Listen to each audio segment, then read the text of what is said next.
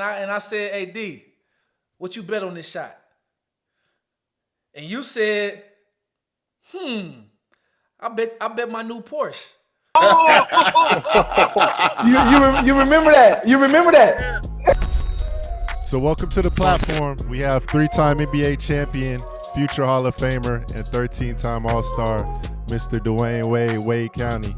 What's up, Wade? Trade Peace in the building. What up? I got a question already. Yeah.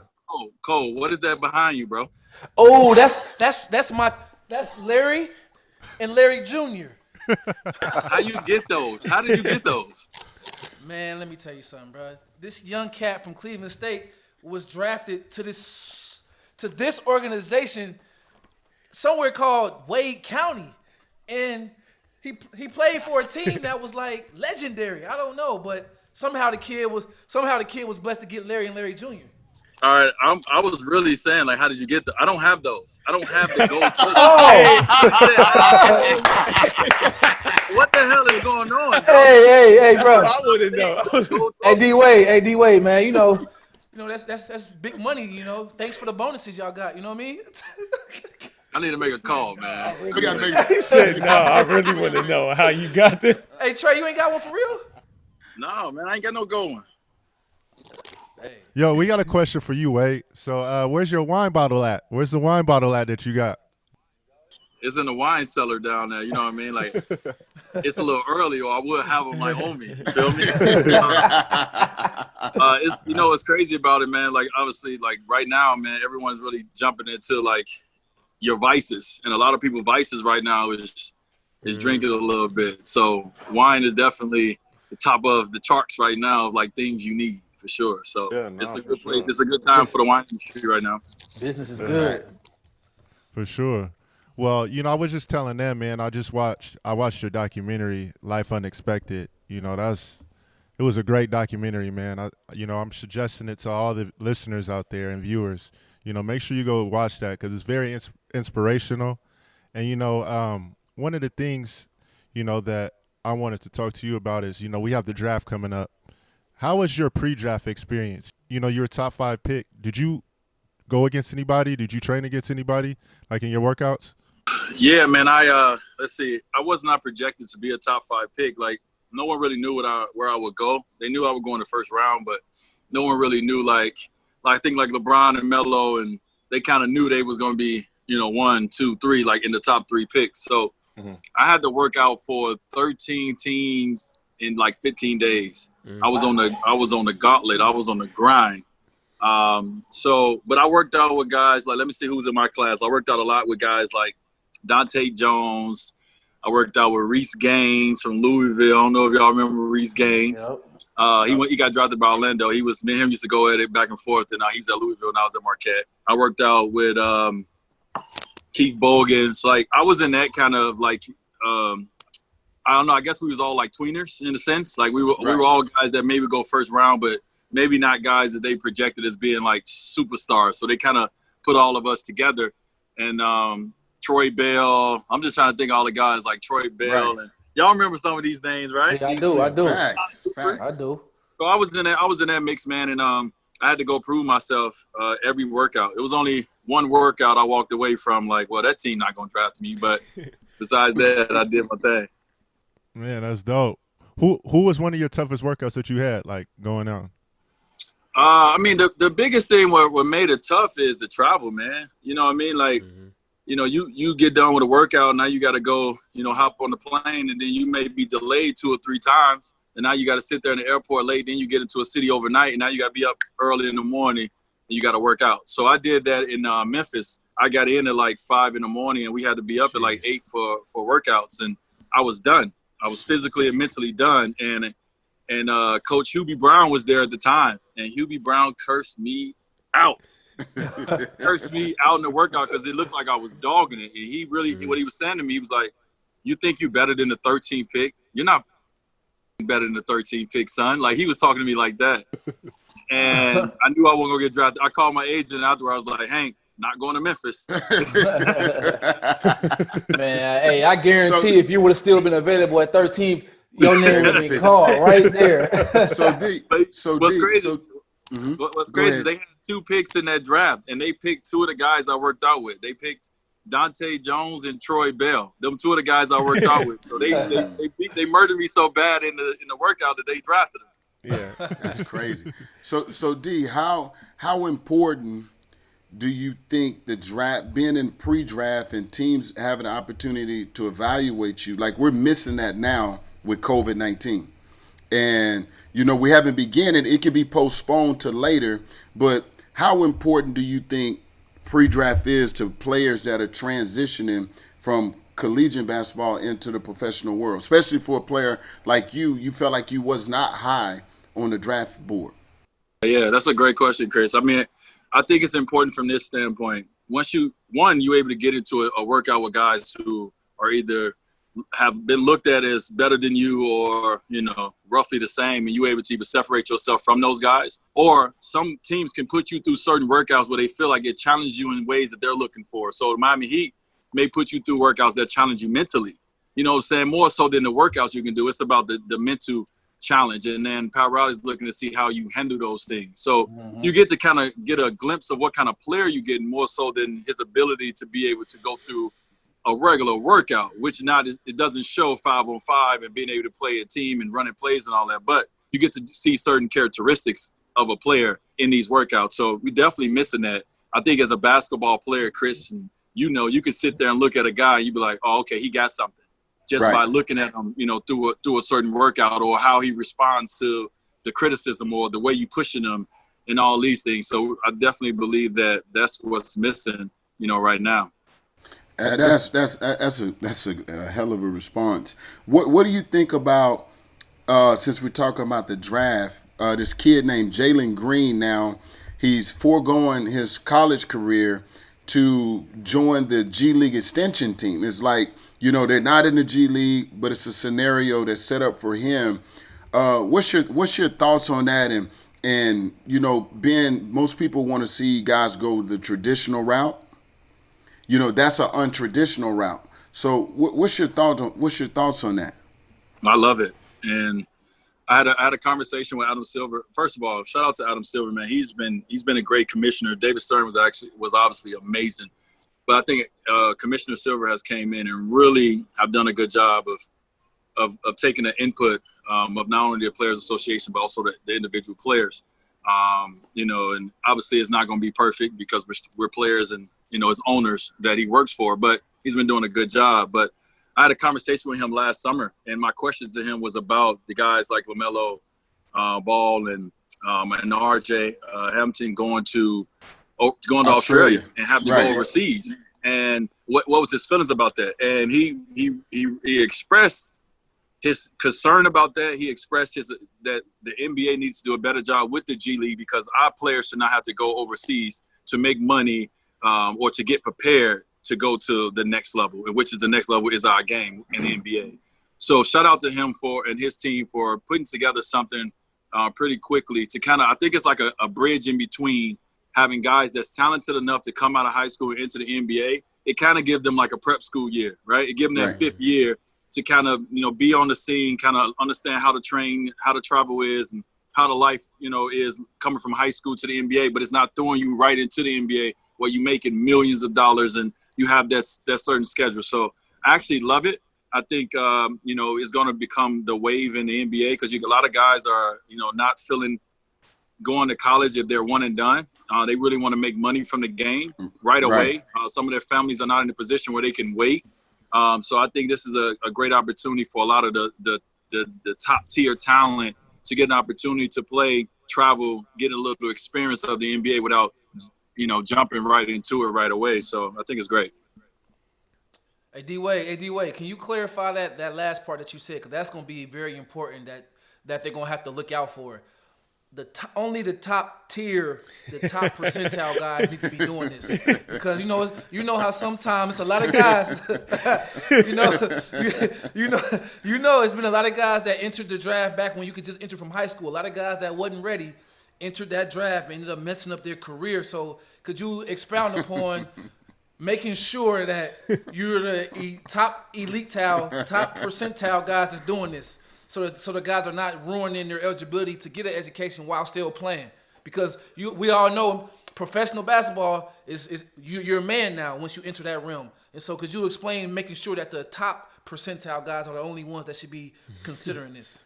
Yeah, I mean, you said it perfectly. I think the NBA, this is their challenge, right? This is their challenge to make sure that only the top percentage of guys like Jalen Green, like he's obviously above and beyond the level from a standpoint of his potential and his athleticism. And, you know, he plays like a grown man out there.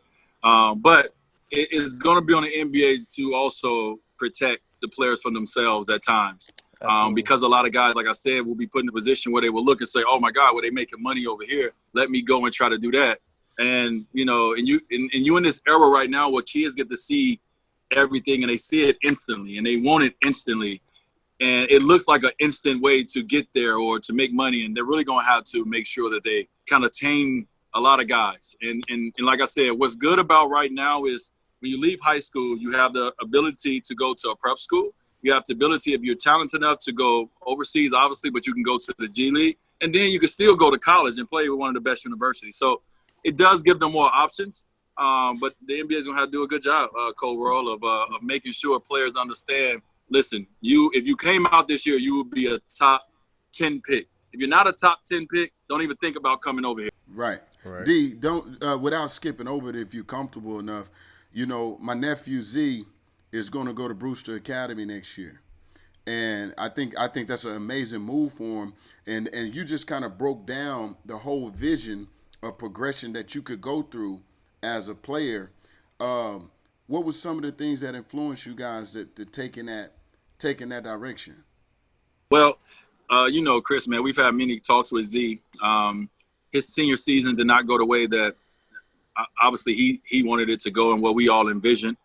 And Zaire had this vision for himself, right? In his life, he always envisioned, I'm going to do this. I'm going to go to this university. I'm going to, you know, he had his life planned out in a sense. And, you know, what we've always talked to Zaire about is, listen, if the NBA is your final goal, it doesn't mean you can't get there. You just understand that your journey and your path is just a little different than certain guys. You gotta be okay with your path. Embrace your path. And it may take you here to go here. It may take you here and then a little bit more left and then bring you back. So I think with Zaire, we had to position him to give him all the information that he had in front of him. Hey, these are the schools that have been interested in you. These are your options. I think for him, he wanted to be wanted. And, you know, right now, Brewster and IG Academy and those guys reached out to him and really showed that they wanted him there. I think have a lot of conversations with his friends, a lot of people that, you know, maybe are highly touted to him that really gave him the confidence that, Z, you just need the opportunity. If you get the right opportunity, you know, you will have, you know, certain chances and opportunities as well. So ultimately, we just, as parents, we just put it in a position where we gave him all the information and he had to make a decision. And this decision was his first big decision that he's ever made on his own. And I'm so proud of him for making it. Shout out to my boy. So shout out to Z for making it. I'm really excited about the coach at Brewster, Jason Smith. I really got a great vibe from him and his ability to be able to, you know, kind of help grow young men from a basketball standpoint and get them prepared for what the next step is for them. So I'm looking forward to it for them. Yeah, man. Hey, I want to shout out Z. I want to shout out you too, D-Wade, because we just talked about this. I don't remember how many shows back, but we keep talking about the leaders and the parents that are doing the right things to put their kids in the best position. And that's exactly what you're doing right now. Like you said, his story might not be the same as everyone else's. I mean, me and Norris's, everybody's story, your story was different. But you being a parent and understanding the situation, understanding everything that can happen because of all the things you've been through are putting him in the best position to be able to get to where he needs to be. You're not making, you know, the thing I like that you said was we gave him his options and let him make his decision. You didn't make the decision for him. You feel me? But you gave him the best option. You gave him all the options and let him know what's going to happen in each situation. And still, regardless of what he picked, you let him know that you supported him and you're going to be there for him and that he can still make it. And I think that's just dope. So I want to shout you out for that because that's important. I mean, my parents were the same way in how, you know, they raised us and obviously in us making it because, like I said, my path wasn't the straight. You know, I had my stuff planned just like he did.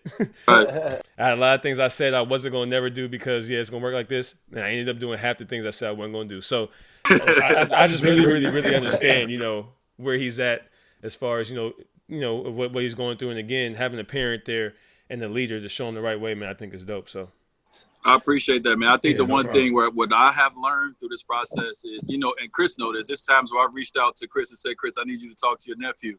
My voice right now is not what he needs. You know what I'm saying? So understanding when your voice is needed in your kid's life, just because you're that parent doesn't mean they're going to listen to everything you have to say. And just because I, have success in the sport that he wants to have success in doesn't mean he's going to always listen to everything I have to say. So at times I've had to step out. At times I had to check myself and, kind of, trying to figure him out and say, all right, Chris, you handle Zaire. All right, my older brother, Dimitri, you handle Zaire. And then there's times where I come in and, I step in as his father and do my part. So I don't have all the answers. I definitely have, like this year, I'm sure Zaire looking at me like, Dad, you made us move to California and we went to Sierra Canyon and I didn't play.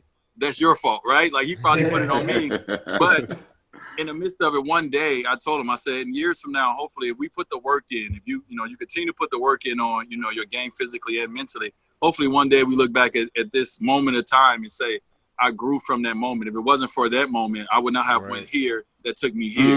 So hopefully, him going to adversity this year as an athlete on and off the court can help him understand his path differently than others. And now he's taking his own path and hopefully he can just keep going. And I'm just going to be able to support him along the way, give him the information that he needs from me.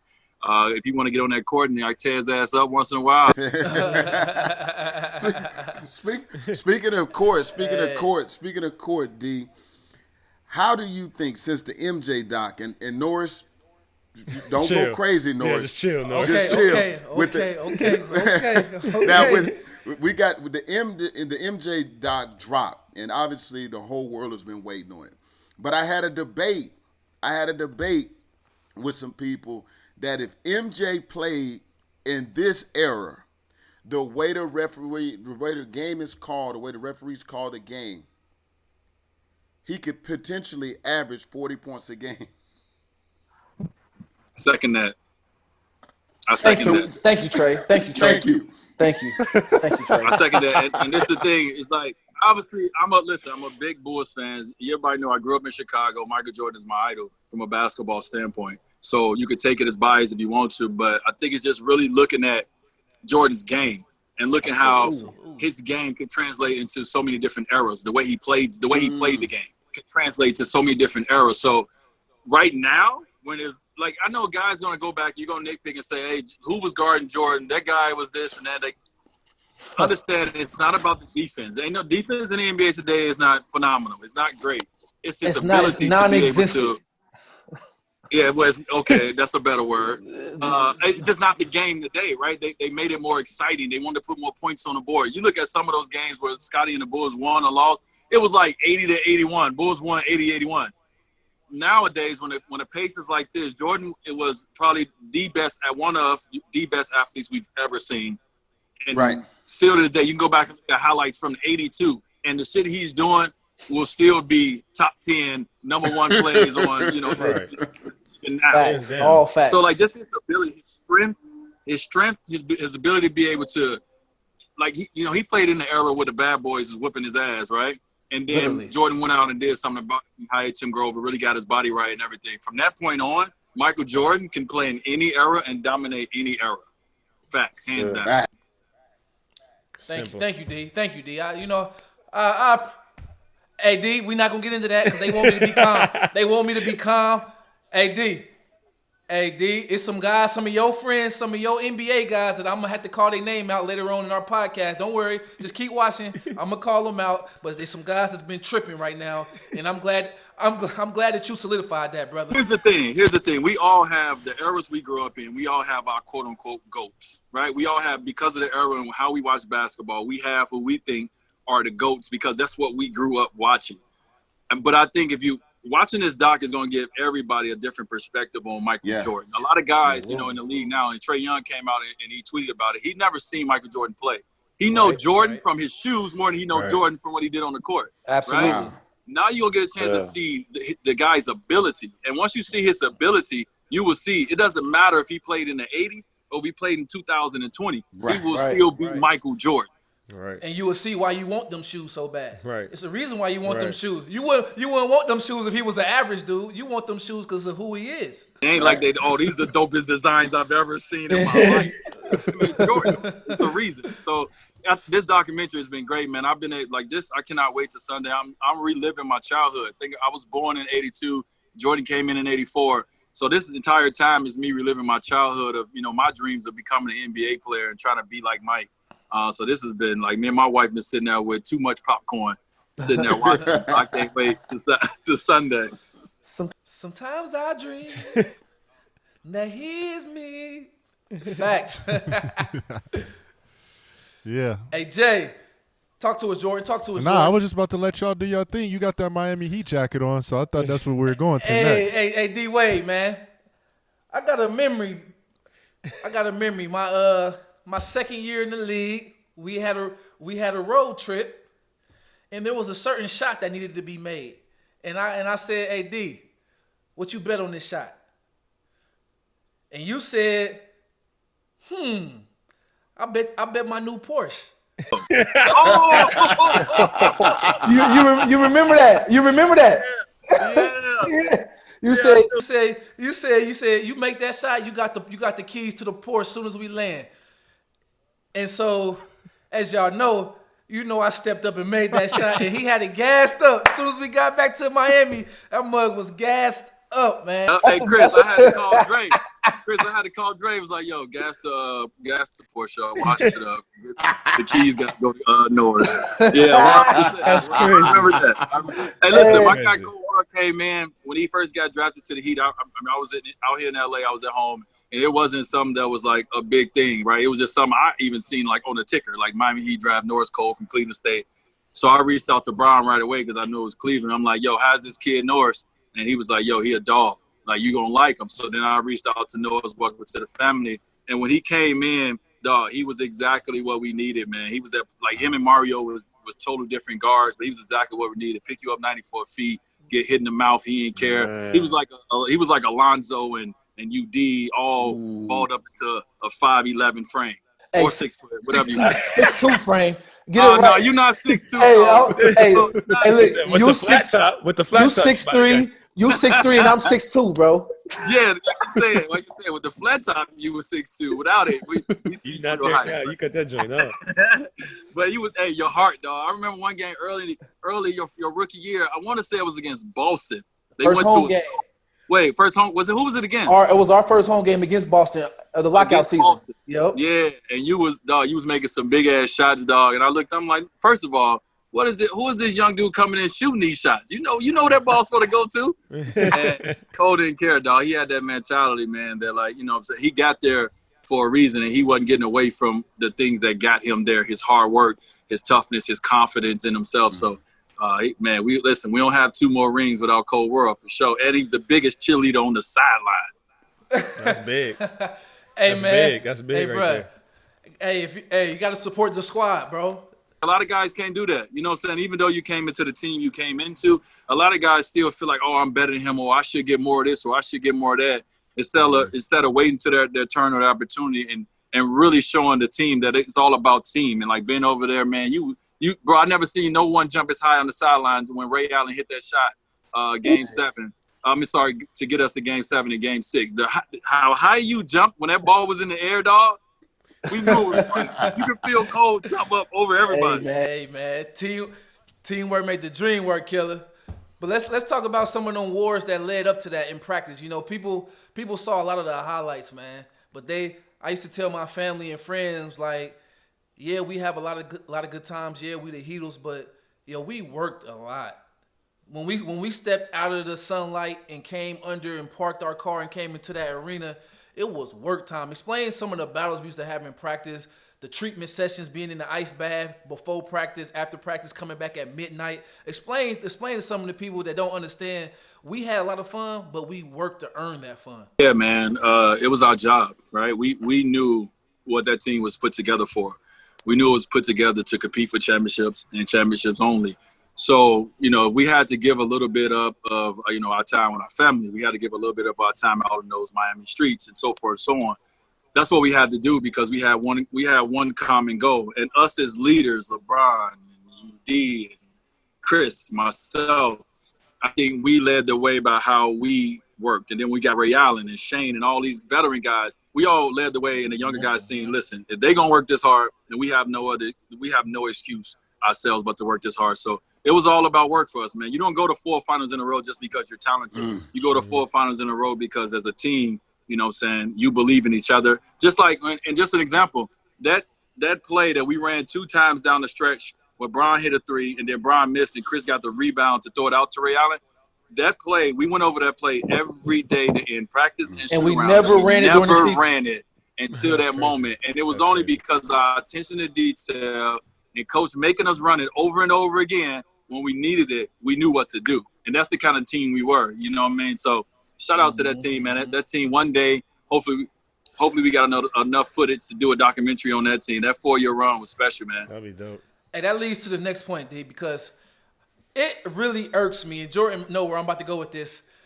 It irks me that when they talk about the best teams from the 2000s to the 2020, that we're not mentioning that. It was a list that came out of the top 7 teams during the modern era of 2000 to 2020, and I didn't see our Heatles team on there. And I said I had to comment and say that list is incomplete if our names is not on there, bro. And you're gonna second me on this, I know, because we could play any style of play. People don't know that we could have played faster. I mean, but we didn't play as fast as we could have because of the strategy and who we were playing against. But we had high percentage 3-point shooting. We didn't shoot for volume, but we always was top 3 in the league in 3-point shooting percentage.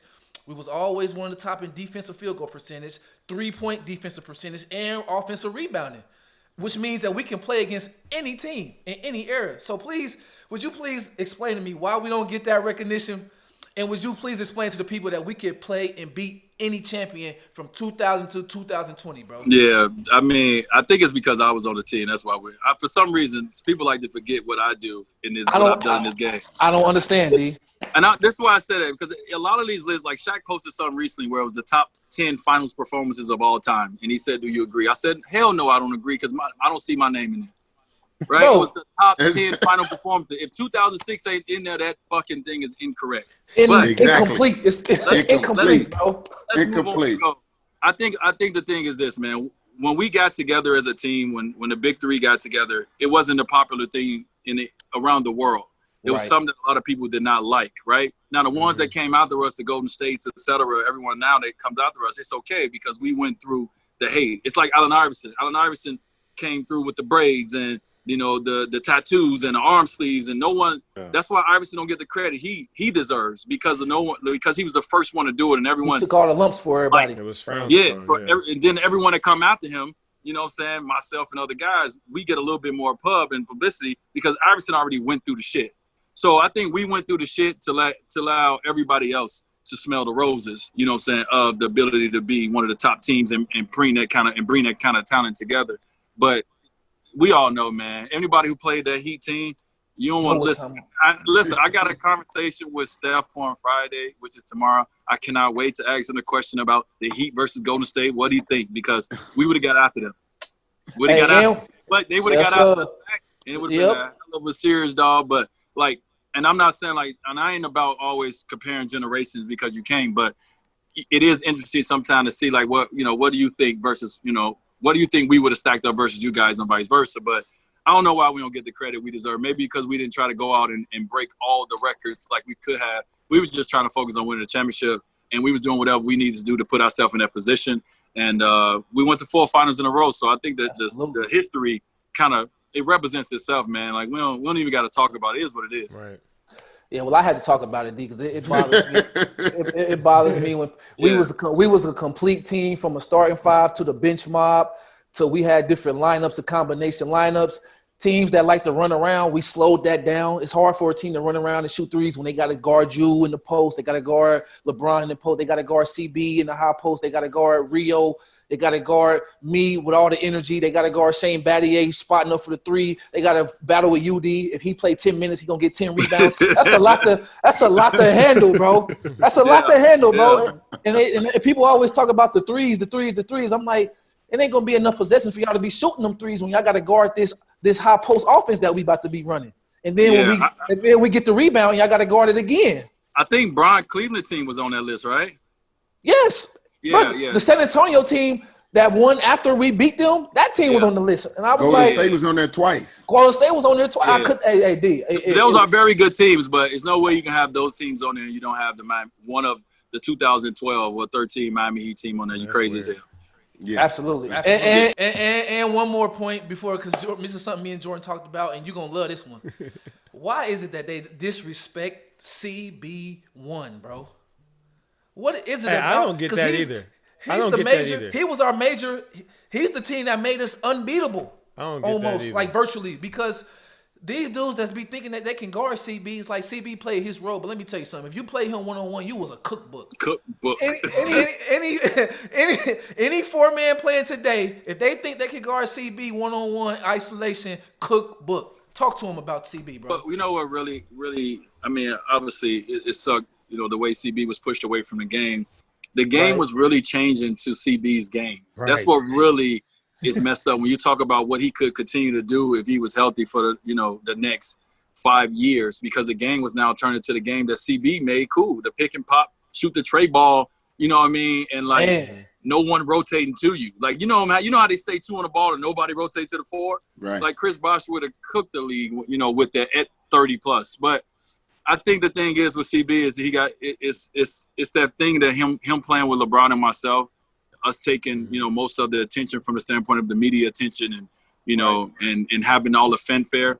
Chris didn't come to Miami with that much fanfare because he played in Toronto, and Toronto wasn't what Toronto is today. Right. When it comes to the fan base and the worldly fan base of Toronto. So he didn't come in with any fanfare, and a lot of people like to write him off because he played with us. And they're like, well, he played with them too, so it was easy for him.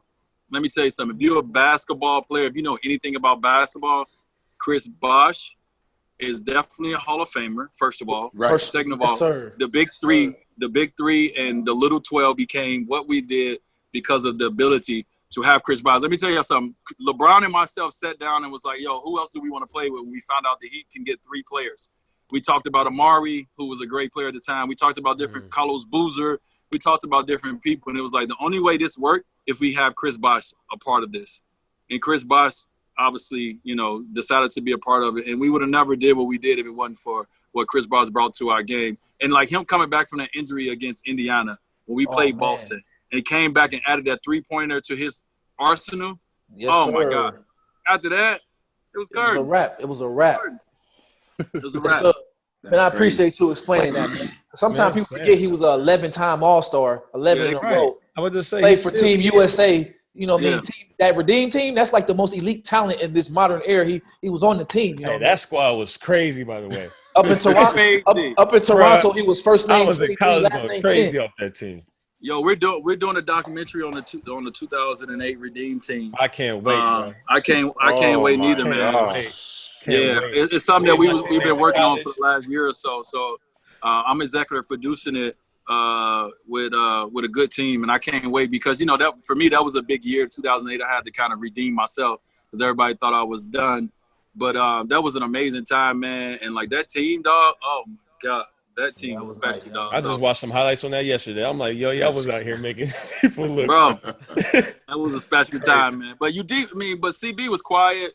You know what I mean? He didn't ask for attention. He wasn't saying, hey, look at me.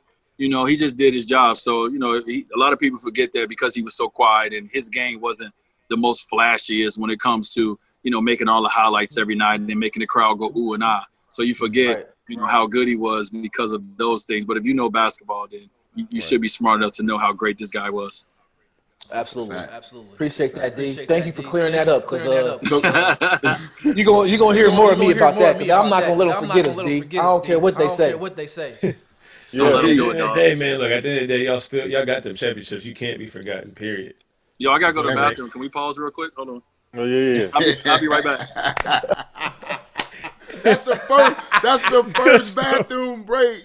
You're the first guest that ever went to the restroom. Changing the game. Changing the game. Yo, listen, when you get on Friday, Saturday, and Sunday, I drink so much wine that during the week I gotta drink so much water that man, it's coming down. Gotta balance that pH out. I gotta balance it out. Listen, Friday, Saturday, Sunday. Listen, you know, Chris, you already know when you call me where I'm at. I'm somewhere else. I'll be gone. Yeah. So D, let's talk about the Redeem team. Just one question about them. There was a clip that recently surfaced of Kobe. You know, he was talking trash in different languages to Argentina. Did he always do that? Like with other teams too? It wasn't just our Argentinian team that he did that to? Yeah, man, that dude was cold-blooded. Dog. I have so many stories, man. But yeah, he did. You know, he'd do it in practice with so many guys, and we'll try to listen to a couple things he said and be like, I think it's like one thing he just said like bitch kumate or something like that. Yeah. A pitch to matele. A pitch I know what to it means too when matele. I played overseas. Like it reads like mother. Yeah. He said that a lot. Yeah. He'd be like, what is he saying? But then, you know, we get in the competition and he talking to other players in their language and we don't know what he's saying. It just, for us, it was the dopest thing ever. And just even being around him, we'll go around, you know, in the athlete village and everything and just be walking around. And Kobe was, y'all got like, you see the Jordan doc and how everybody ran up on Jordan, you know, when he went out to Paris and all that. Mm-hmm. That's how it was in China for Kobe. Wherever we went anywhere, it was just a crowd of people. And you got some of the best players in the world in this team, but it was Kobe. It was all about Kobe. And he'll be able to talk to everybody in their own languages, man. And it was just, for me, it was just the dopest thing just to sit back and watch and experience. Man. Let me ask one question, Chris, before you ask yours. I got a question about obviously your shoe company and my question is, how did you get with Leaning? How did that even start to where, like, because, you know, all of us growing up was like, okay, yeah, we're going to be with Nike. We're going to be with this. And obviously me knowing what I know now and like the business and, you know, all that stuff, brilliant move. But like, how were you able to get your mind to think outside of just the normal box of shoe company type stuff? Because I think it was a big and a great move by you. Let me see how to say this as political correct as I can. Yeah.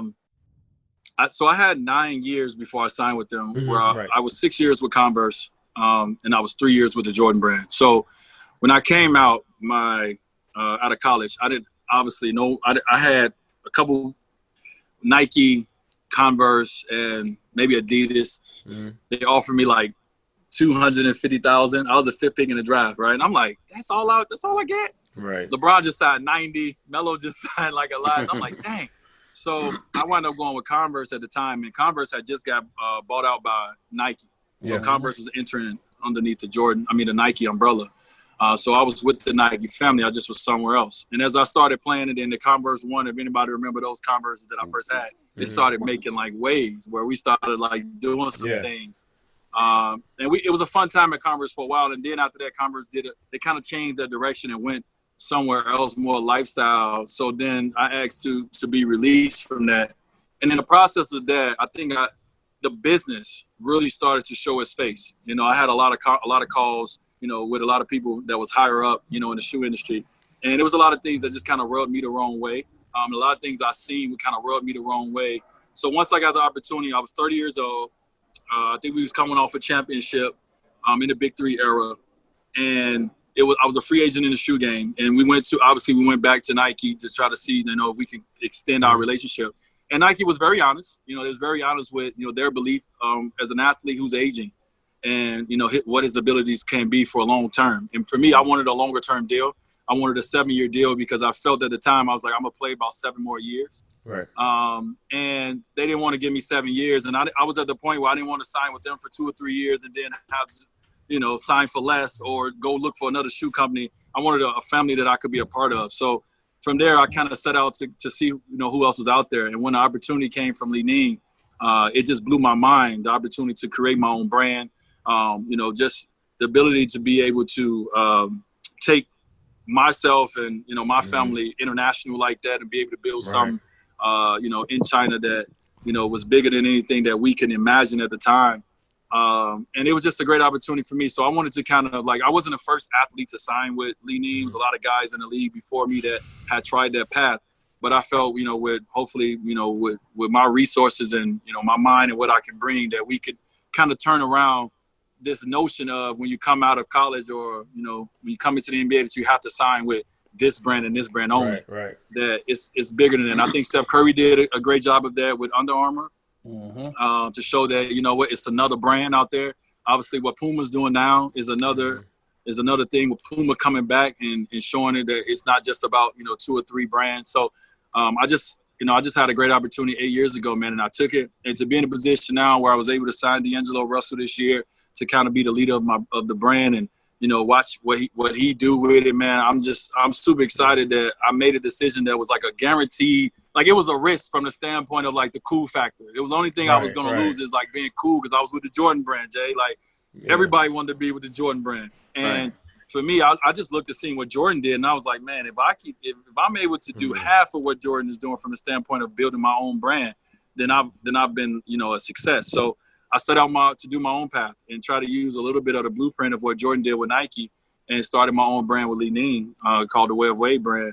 And we on this journey right now. So I signed a lifetime deal a summer ago. Yeah. And I'm looking to see what the future holds for not only our brand on the court, but off the court as well, and see how we can build this thing. That's dope, man. Congrats, obviously, signing that lifetime deal. That's everybody's dream in this world. But, I think that's dope because, I've talked to Chris about different type of stuff. And even, Chris got clothing line, all different type of ways you can pretty much expand the best way possible. But trying to think outside the box is always what everybody's trying to figure out. Everybody's not trying to figure out, but some people don't think about it. And so when you can get people that think outside the box and think of how can I take my brand further and this other brand with me, I just think that's dope. So I just wanted to, ask that question. Appreciate that. No, I appreciate it. Appreciate that. Super dope. So D, before we leave, okay, in D-Wade's future, I got 3 words. Coach. Nope. General manager. Owner. Pick one and explain. Owner. Coach, general manager, or owner in D-Wade's future? Definitely not a coach. And I'm a firm believer in never say never. I am a firm believer in that. So let me not say ever, right? Because if they offer me the right money, I'm out. Me too. I'm right with you.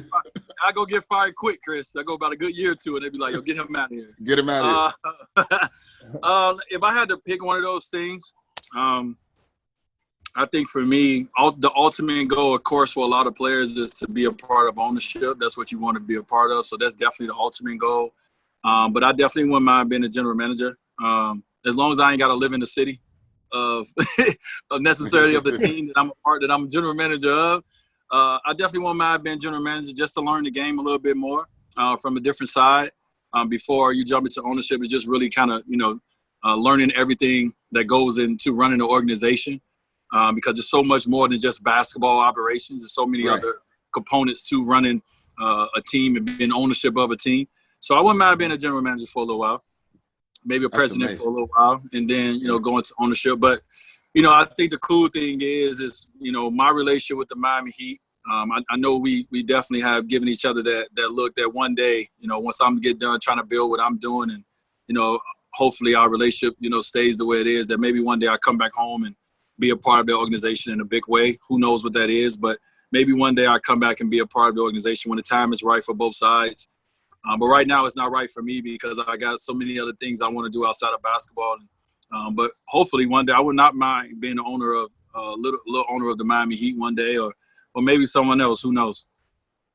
Yeah, I see it. I see it because being around you, you have a special gift, and being able to blend and mend with different people of all races, background, whether the financials or people being wealthy or people not having money. I've seen you really be diversified, and what the game needs is a guy like you that has played, has won, has proven himself, that can be a leader. And so I look forward to the future and seeing you being in one of those positions, because I know you're going to win if you do it. Yes, I appreciate that, man. I appreciate that. Listen, ultimately, at the end of the day, you just want to be able to, be in a position where, I've always said this, where once you leave, when your time is up, when the expiration date comes, it's your life celebration. You want people to talk about the way that you was able to lift others up. Man. And not just talk about the individual things you did. Talk about the ones that you was able to lift up along the way. All right, man. Coming from the inner city of Chicago, Appreciate you know what I'm saying? Bro. For real. My whole goal is to do that. Is to be able to bring others of like myself and so many others along this journey. So you already know any information, any knowledge that I gain in the world, I'm always willing to share it. And even if that means someone can surpass me or take a position that maybe I had, I'm not about keeping it all to myself. I'm not the person who want to eat at the table alone. I love to eat with my friends and my loved ones. So whatever I have, man, it's my job to give to the next gen. So that's what I'm going to continue to try to do. Man, we appreciate you, Trey, man. My boy, Dwyane. Love. Appreciate you, Trey, man. Oh, last thing, where can we find your wine at? Let the audience know where they can find it. Right now, man, on my website, at Dwyane Cellars. We obviously with everything that's going on right now, we're in a few restaurants around the world. But right now, what's going on in the world, the easiest way to get it is going www.dwyacellars.com, and it's easy. We made sure that it's easy to order it. So you go on our website, it's not going to be nothing complicated. You're going to see the wines, you're going to be able to order them right there, and we try to do it where you get your wine pretty quick. So, Wade Wine, 3 by Wade, all that good stuff, man. It's good fucking wine, by the way. Trey's. Appreciate you. It is. Oh, man. Yeah. Trey.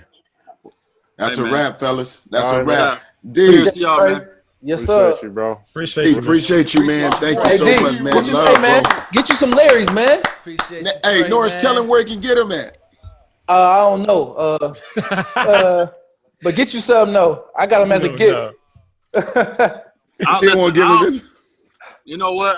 I need some because I'm about to move into a new house, man. And I need that. I need Yeah, that. bro. And Just tell me who I need to call, Cole. I guess I got to go to you because not for real. When we get off here, I got you. yeah, it's cool. Dwyane Wade wins 3 championships. Got to go to Norris Cole that won 2 championships to act out against coach. Hey, It's man, all put some respect on my name, man. What you Listen, doing? I guess I have to. You know what I'm saying? Shit. Give me the hookup. I need those. All right. All right, yo. All right, Wade. Appreciate you. Thank you, D. All right, D. Yes, Appreciate sir. you, bro. It is.